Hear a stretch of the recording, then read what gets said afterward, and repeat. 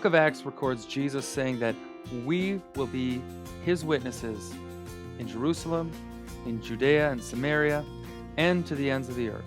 He meant that we are to tell people about Jesus in our own backyard, as well as around the world. Cindy Johnson is part of a team that traveled to Culiacán, Mexico a few weeks ago. Many of you have heard about Culiacán through our annual Mexican Gala or from presentations by groups that have gone there previously. I'm pretty sure, however, that what Cindy's about to tell you is something you haven't heard before.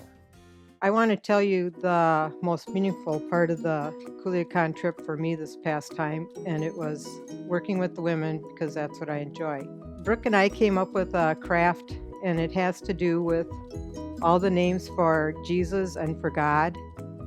And I wanted it to be something somewhat pretty, and so the ladies could keep it in their house and they could remember how great our God is and all the different ways that he helps us. And the ladies were making it, and Lisbia, the pastor's wife, started talking to them about it and asking the ladies to share which attribute, for instance, creator, king, star, bread, whatever that meant the most to those ladies right now.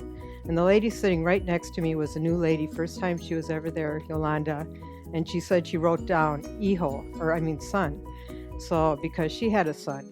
And it turns out that when Lisbia talked to her more, she didn't know that Jesus was God's son. She was thinking of her own son. And Lisbia just said, well, do you want to know more about the story? And the lady said, sure. And there's another lady there too, Patty, who also had never heard the story of Jesus. And so Lisbia said that she would meet with both of them later on in the week after we left. But Lisbia just loves to talk, and she went on. She told them all about the gospel message right then. And both ladies accepted Christ right there. And now Lisbia is going to be meeting with them weekly to disciple them.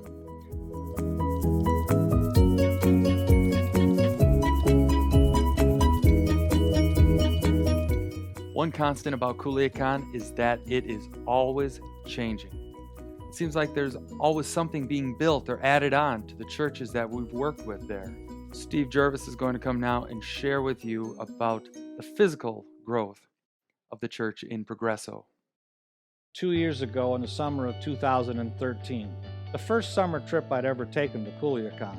It was Sunday afternoon and we were having a meeting of the church in Progreso. It was pretty sparsely attended. After the service, someone from Emmanuel Church asked me what I thought we should be doing in Progreso. I was hesitant to answer, but after a few minutes I decided that what they really had there was a recreation center or a community center. The building is large with 30-foot high walls and a steel ceiling and a concrete floor. It's a gymnasium. I suggested that they hire someone to come and be a director and open the building every afternoon, have athletic events in there and possibly daycare and English classes and all kinds of things you can do, a movie night. And they all thought this was a terrific idea.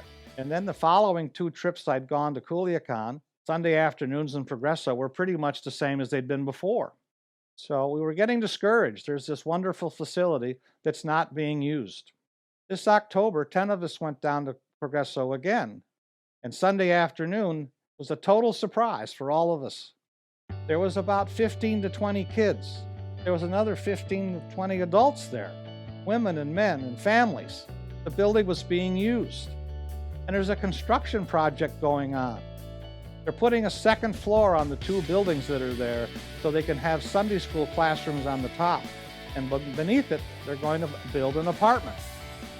So a facility manager could stay there and run the facility as a community center. They've already had 3-on-3 soccer tournaments and Thursday night movie nights, and people are starting to come to the facility. This was a wonderful thing for us. We put a lot of time and money into this building, and to see it being used, these developments are truly a thank you to God and to those who have supported the ministry in Culiacán.